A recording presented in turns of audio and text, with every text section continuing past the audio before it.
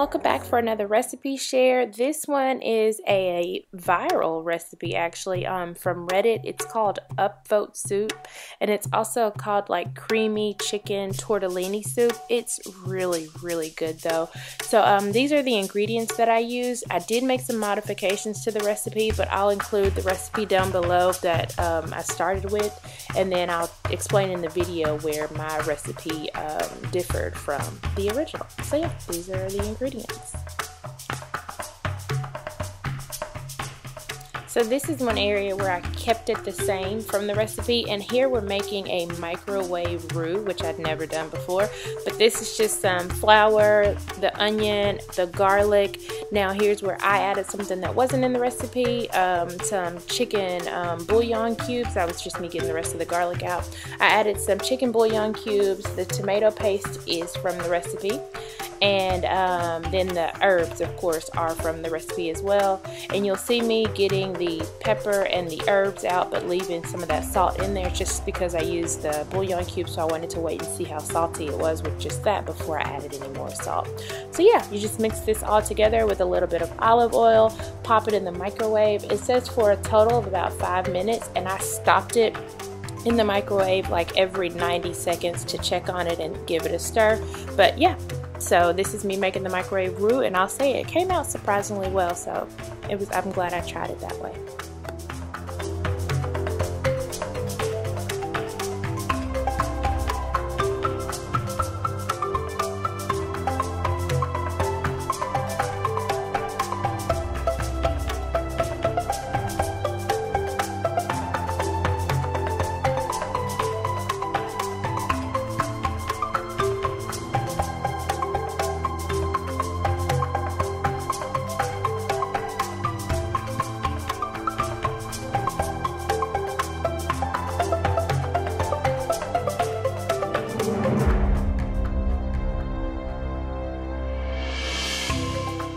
So as you can see, that microwave roux is done after 5 minutes. The onions and garlic have softened and the flavors have had time to meld, and that flour has that, you know, that raw flour taste cooked out of it at this point. So you add the roux into the crock pot, and the recipe called for boneless, skinless chicken thighs. I went with chicken thighs, bone-in chicken thighs with the skin still on, because I feel like they add so much flavor and I didn't want to lose that.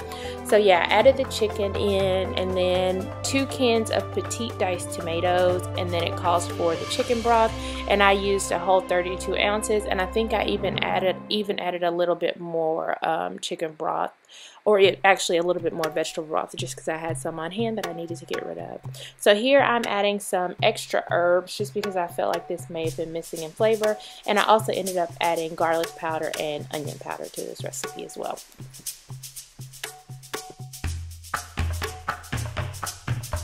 So you have the option to cook it for 3 to 4 hours on high, or for 4 to 6 hours on low, and I went for 3 hours on high. So I cooked that actually, and then I took the chicken out after 3 hours and took it off the bone. Then I went back and added the cream into the crock pot, and then I came back after adding the cream and added in the kale. Now that's another place where my recipe differs, because the original recipe calls for spinach, but I used kale instead, which turned out really well. So here I am just mixing that all together. The kale does have to cook a little longer though, so if you use kale, just keep that in mind. Spinach cooks pretty quickly, kale takes quite a bit longer. Alright, so here it is after that kale has had time to cook. Looks so yummy, I want to go right now. I'm adding my deboned chicken back into the crock pot.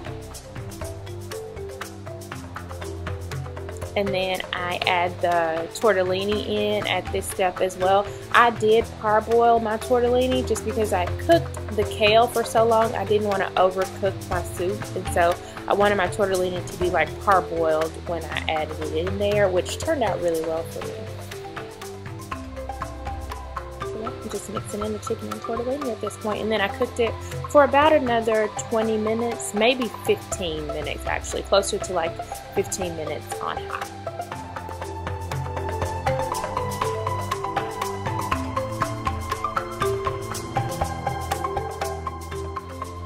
So after 15 minutes of cooking the chicken and tortellini, I did go in and add in the Parmesan cheese, and this really took this soup over the top and made it so yummy.